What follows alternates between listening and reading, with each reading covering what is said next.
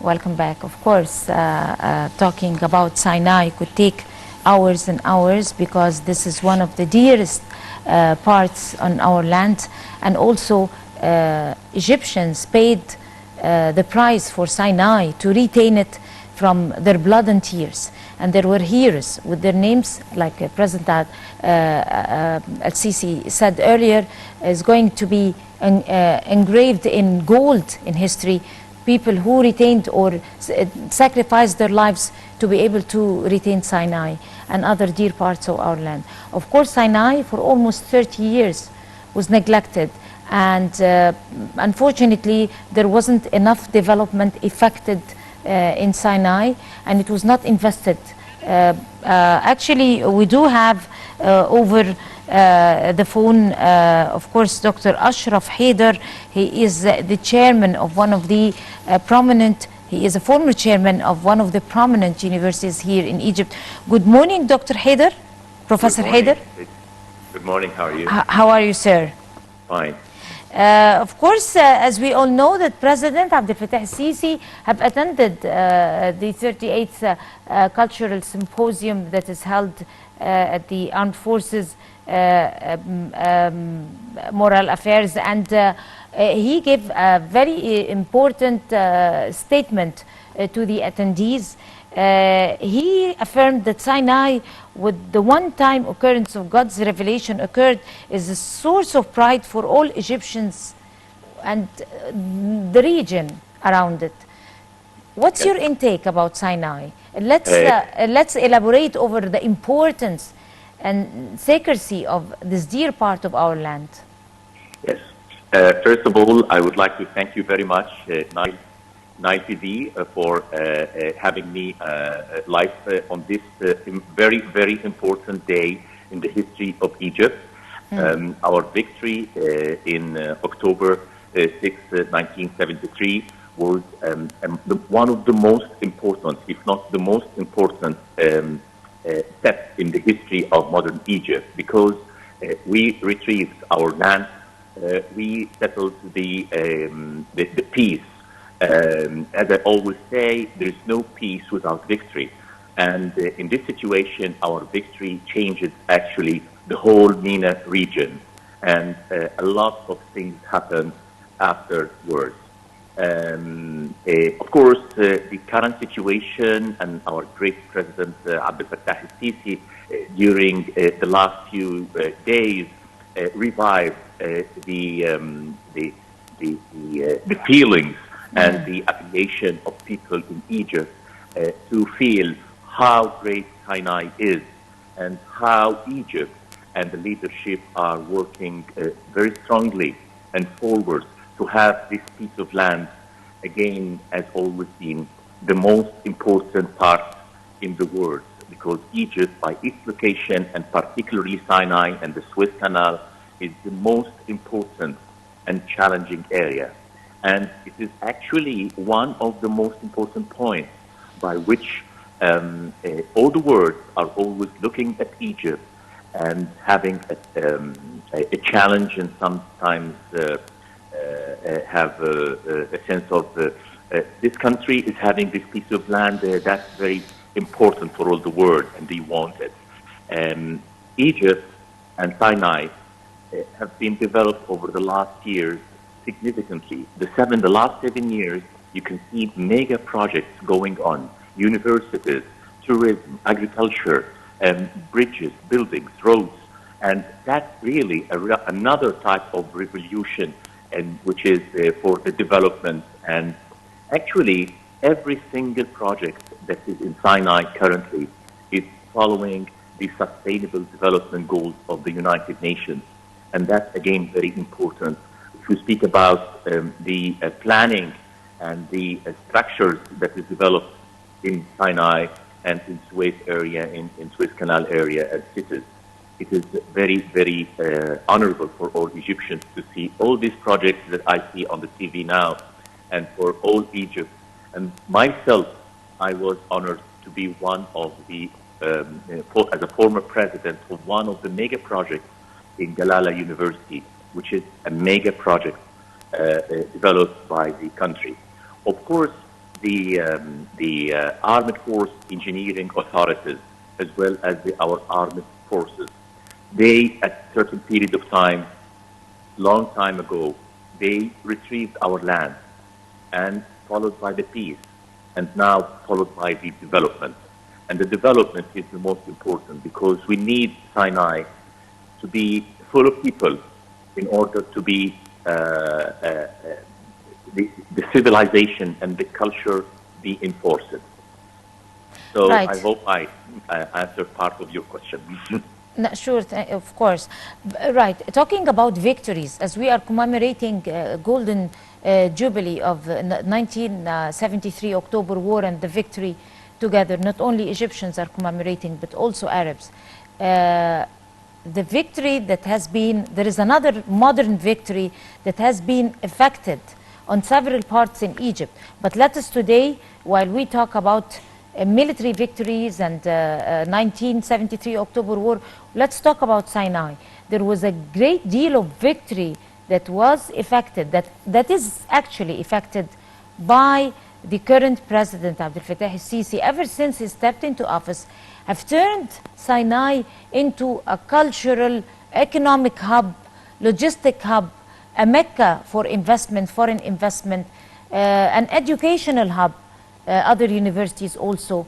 The people are observing, have been observing history of Egypt, might look a little bit amazed, because this dear part of our land have been neglected and have fallen as a prey for sometimes, some other times, terrorism and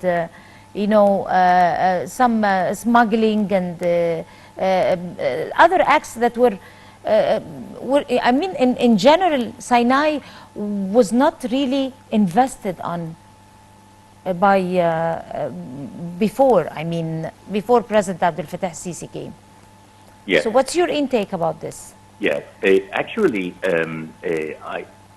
President Abdel Fattah el-Sisi, once he started thinking about Egypt and Sinai, and over the last 7-8 years, when he is governing this and taking the leadership of Egypt, I do believe that the most important priority for him was Sinai and the development in Sinai. Because if we just compare what happened over the 30 years and more after we gained Sinai, and the development that's occurring there now, and the amount of investment and the trust people from all over the world are getting in this area. International universities are there, King Salman University, big touristic chains are there, logistics, development in the ports. Actually, this was not possible without having the leadership of President Abdel Fattah el-Sisi, who really accelerated and opened all doors and all facilities. And actually, one of the most important things is that doubling the amount of traffic in the Suez Canal by adding the dimensions that everybody in the world have seen. All these changes actually aimed for one single thing, is to have this country, Egypt, as one of the most important, as it is always in the region. Because Egypt, as always say, and all the Arabs knows that quite well, that Egypt is the most important country in the region. And any development that occurs, particularly in Sinai and Suez Canal area, is a prime priority. And it covers the maritime era in the region and opens a door for more successes and more development.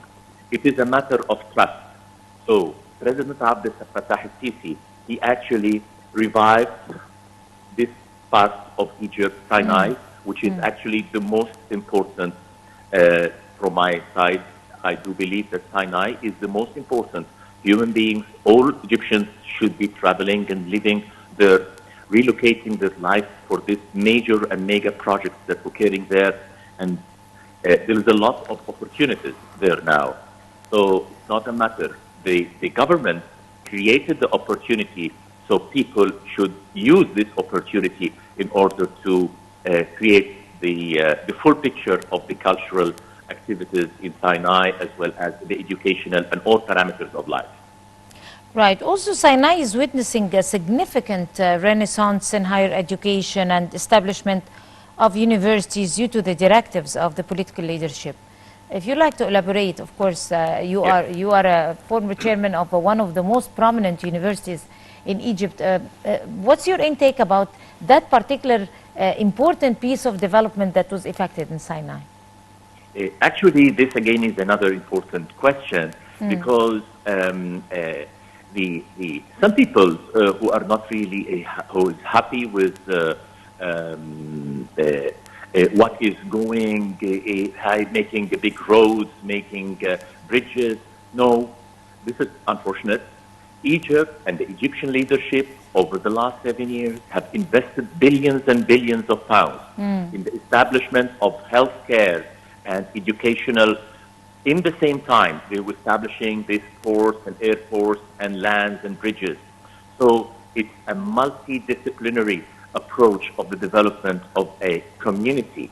So it is a whole community with all types of its environments and disciplines. Actually, when we think about higher education, it's not a matter of time, 1 or 2 years, or just putting buildings there. No, for over 6 years, 3 years before the establishment of the first university in Sinai and in Galala University and in Suez and in the North Coast and in the regarding New Mansoura, the government and the leadership and the directions of President Abdel Fattah al-Sisi directed the ministers in order to develop a very highly competitive international universities in these regions. Those regions were not yet active at that time, 5-6 years ago. 3 years, people, more than 350 professors from all disciplines, from all universities in Egypt, shared in the development of the bylaws and the architectural designs together with companies, of course with the Armed Force Engineering Authority, whom really worked so hard. And by the end, 3 years ago, the decision was taken to start these universities. We have at least 3 current universities in Sinai, and they are actually King Salman University. They have 3 branches. They are in different cities in Sinai. Why this is done? In order to develop Sinai, not only to develop, for example, Sharm el-Sheikh. No, it's Sinai that it is the direction. Again, King Salman University has a lot of affiliation, and a great people are leading it now. And also another university in Galala University. And those universities are really international universities and are very competitive, not only nationally, but also regionally and internationally. We will see, and we will live to see more universities coming on in Sinai, because I know that there is private sector. And actually the directions of the President Abdel Fattah al-Sisi and the government also enforced and empowered the private sector to invest in education, in supply chain, in maritime development, as well as, of course, in tourism, because, you know, we always should remember that Sinai is the land of affairs, and it's a very important, it's a holy land. And actually, this, I think, in the coming future, will have a lot of other impact related to the pathways and the development that's going on in St. Catherine and other places in the north of Sinai, El Arish.